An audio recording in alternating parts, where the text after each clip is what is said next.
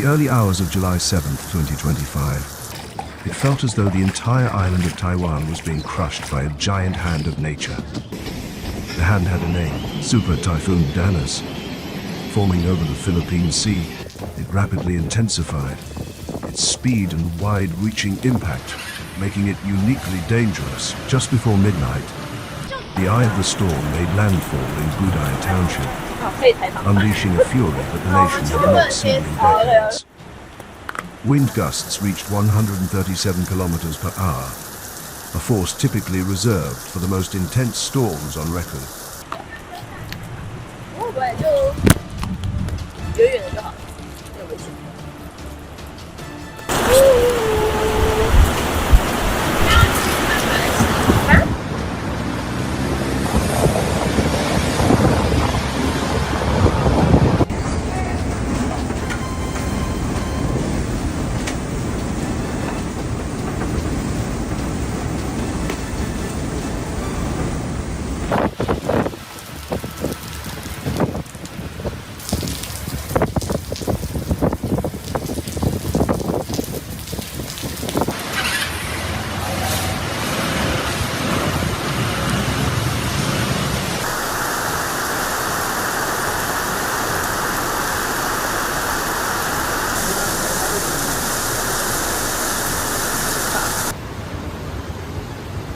As Danas struck, the world transformed. The coastal region from Kiai to Kaohsiung was plunged into a state of red alert. Billboard signs weighing hundreds of kilograms were ripped from their moorings and tossed like paper. Roof sheets spun into the sky before plunging violently back to earth. Ancient trees, silent witnesses to generations, were snapped like twigs. In just 2 hours, downpours exceeding 500 millimeters turned roads into raging.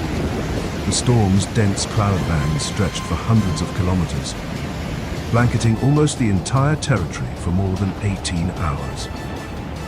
The island was under siege.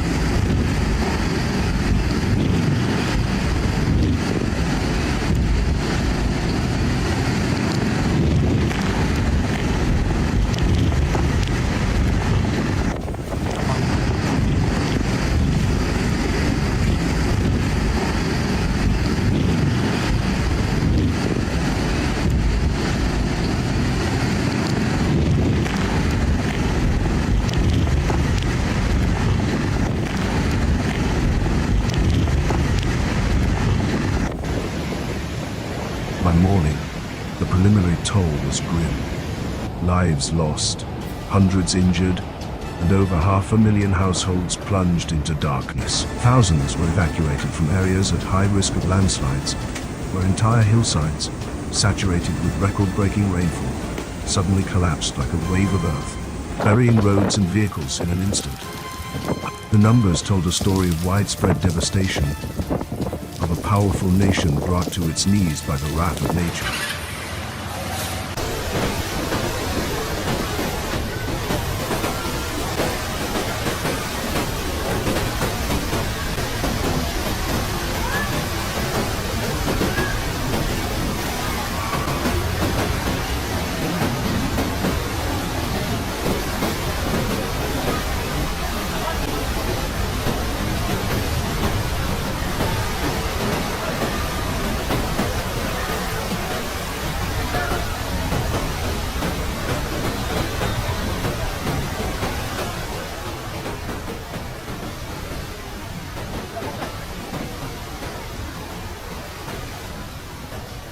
While the storm raged, another story, more moving, more powerful, unfolded in every street.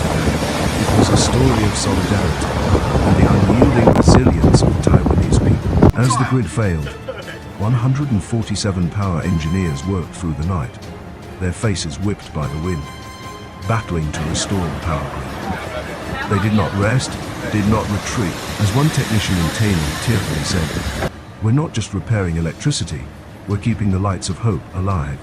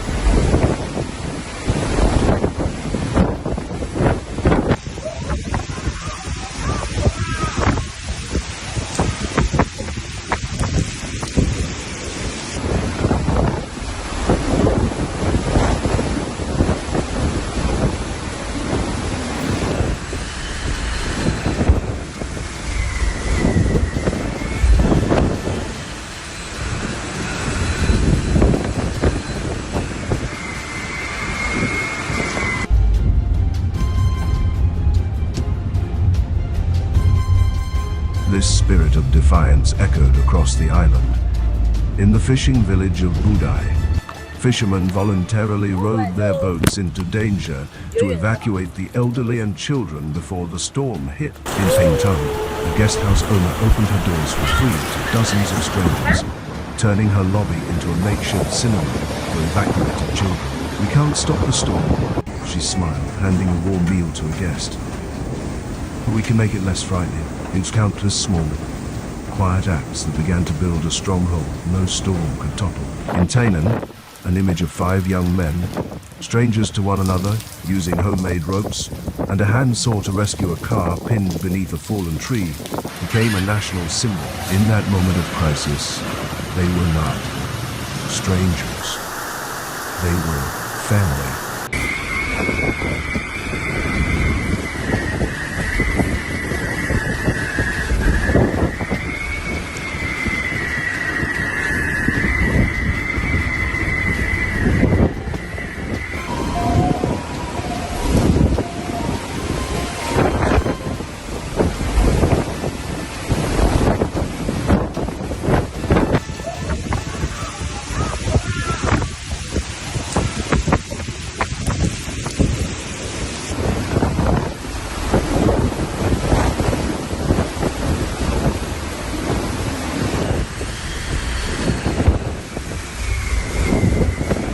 Beyond this profound community spirit, Taiwan demonstrated an outstanding disaster response capability built on the hard-learned lessons of the past. An automated emergency system sent over 2 million alerts within the first seconds of landfall. A real-time interactive outage map helped citizens navigate the chaos. And in the most desperate cases, rescue drones delivered life-saving supplies to those stranded. This seamless coordination between authorities, technology, and the community was a testament to a nation's maturity in the face of adversity.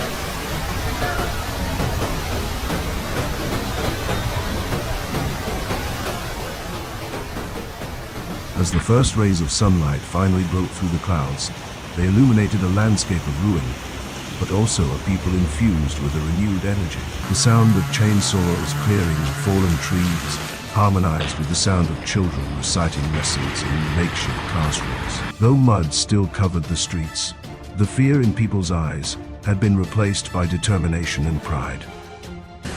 Typhoon Danas may have felled trees and torn off roofs, but it had revealed something far stronger, something it could never defeat, the indomitable spirit of Formosa.